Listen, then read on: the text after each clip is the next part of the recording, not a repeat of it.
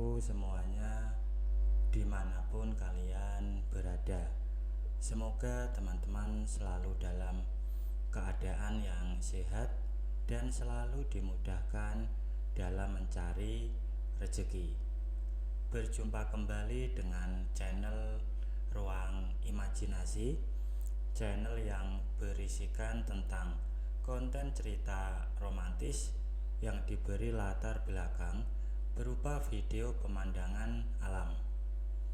Pada kali ini di hari Jumat tanggal 3 Oktober tahun 2025. Kali ini saya menghadirkan cerita lanjutan ya teman-teman. Jadi saya ingatkan kepada teman-teman untuk membaca cerita sebelumnya agar tahu dan jelas sama alur ceritanya. Dan untuk di episode pertama itu kita menceritakan tentang Aida ya. Kali ini kita menghadirkan ceritanya si Farah. Farah ini adalah adik Aida ya.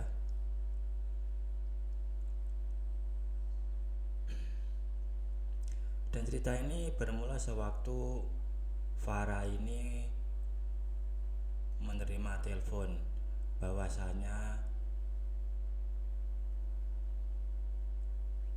karyanya belum bisa diterbitkan karena perusahaan sedang mengalami kesulitan keuangan.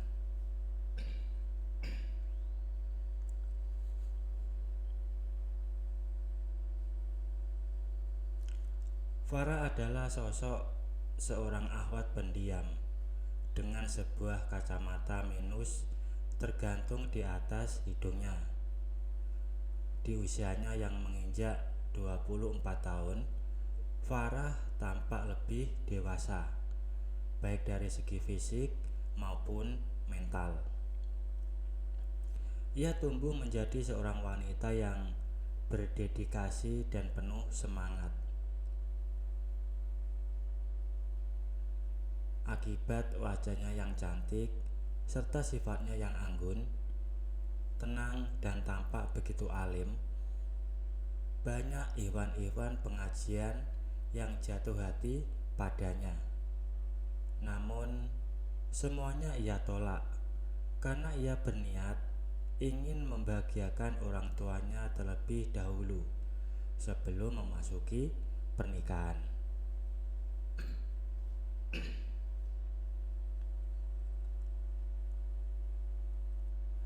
Sudah sekitar 5 bulan ayahnya Farah terbaring di rumah sakit setelah terkena stroke.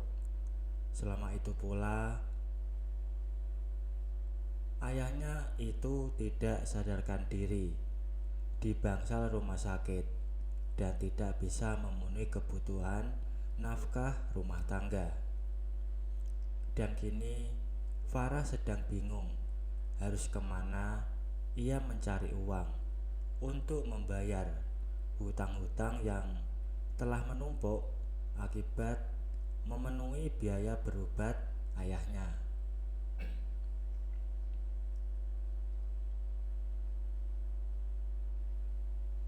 Di rumah hanya ada Farah dan Asma, adiknya yang masih SMA dan ibundanya.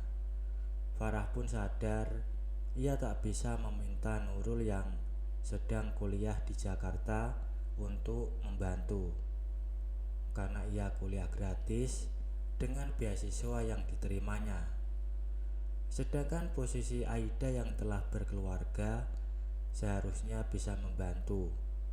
Namun apa mau dikata, kondisi keuangan rumah tangga Aida pun tak begitu baik. Farah sadar hanya ia satu-satunya yang mampu mengatasi keadaan keuangan yang sama sekali tidak menggembirakan itu. Ketika ayahnya mulai masuk rumah sakit 5 bulan yang lalu untuk menalangi biaya rumah sakit, Farah sekeluarga terpaksa meminjam uang pada Pak Burhan, seorang rentenir kelis kakap di kampung tersebut. Walaupun bunga yang ia ajukan terlalu tinggi, namun hanya Pak Burhanlah pada waktu itu yang siap dan mampu menyediakan uang dalam jumlah besar untuk biaya operasi ayahnya Farah. Namun masalahnya, batas waktu pengembalian uang tersebut hanya tinggal 2 hari lagi. Oleh sebab itu, Farah merasa begitu kecewa setelah tak ada satupun penerbit yang mau menerbitkan novel karyanya.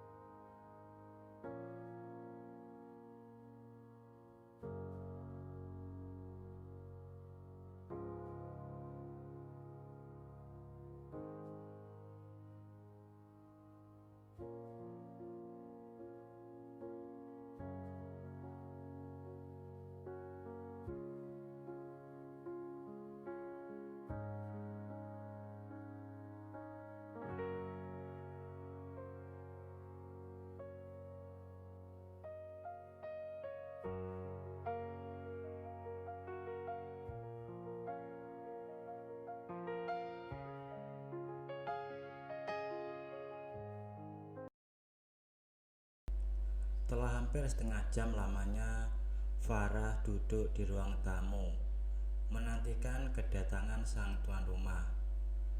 Pak Burhan yang diharapkan akan bersedia untuk mendengarkan kesulitan yang sedang dihadapi oleh keluarganya Farah. Farah pun telah merancang kalimat-kalimat yang bagus dan paling sopan dalam negosiasi dengan rentenir kakap di desa itu. Kalimat-kalimat yang dipertimbangkan oleh Farah akan menggugah hati Pak Burhan, terutama jika mendengar bahwa ayahnya sakit dan masih membutuhkan biaya perawatan tak sedikit. Sedangkan pemasukan berupa buku agama yang dikarangnya belum lagi diterima dan dipublikasikan oleh para penerbit. Demikian pula hasil jualan ibundanya hanya pas-pasan untuk menutupi kebutuhan sehari-hari. Sementara tulisan Ustadz Mamat masih belum tahu apakah akan berhasil dijual memasuki bulan puasa ini. Sedemikian naifnya jalan pikiran Farah yang masih membayangkan semua orang sejujur dan sepenuh hati untuk menolong sesamanya. Padahal Pak Burhan bersedia menerima kedatangannya di hari itu karena mempunyai maksud lain. Ada udang di balik batu yang akan menjebaknya memasuki sebuah dunia lain. Dunia gelap terselubung kabut tebal dan juga lumpur mengambang menanti yang jatuh tergelincir, yang akan sukar membebaskan diri lagi dari tarikannya yang semakin dalam. Akhirnya pintu pemisah ruang tamu dengan ruang bagian dalam rumah Pak Burhan kembali dibuka. Namun yang muncul bukanlah Pak Burhan sendiri, melainkan wanita usia pertengahan 30-an yang tadi membukakan pintu masuk ketika Farah baru saja datang. Seorang wanita yang masih cukup cantik dalam usianya itu, terutama disebabkan dandanan yang cukup menor.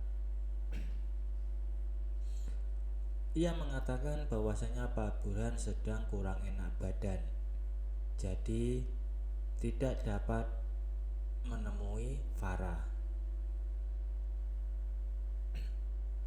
Farah menjadi semakin putus asa mendengar harapan kedatangannya akan sia-sia.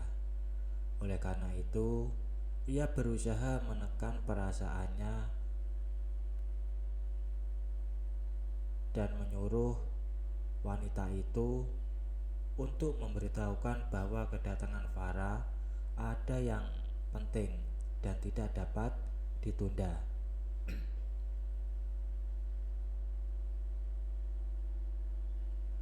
Di dalam kegelisahannya itu, Farah tak sempat memperhatikan sedikit perubahan di wajah Wati yang memang telah bersepakat dengan Pak Burhan untuk menjebak dirinya.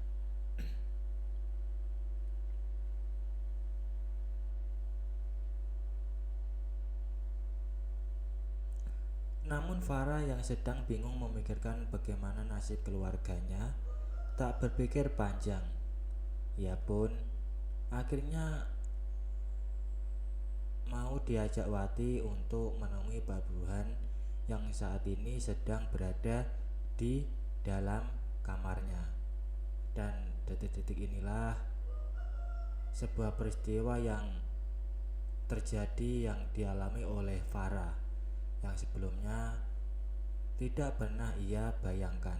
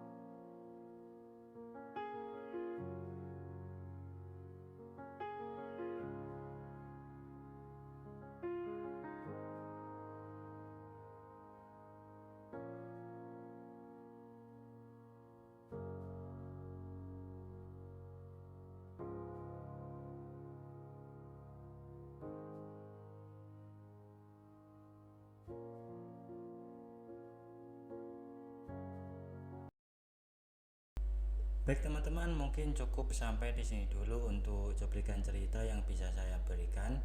Kalau ada salah penulisan maupun perkataan, saya minta maaf yang sebesar-besarnya. Semoga teman-teman dapat terhibur dengan cerita yang kali ini saya sajikan, dan nantikan lanjutan ceritanya hanya di lain kesempatan. Saya ucapkan selamat beraktivitas dan terima kasih.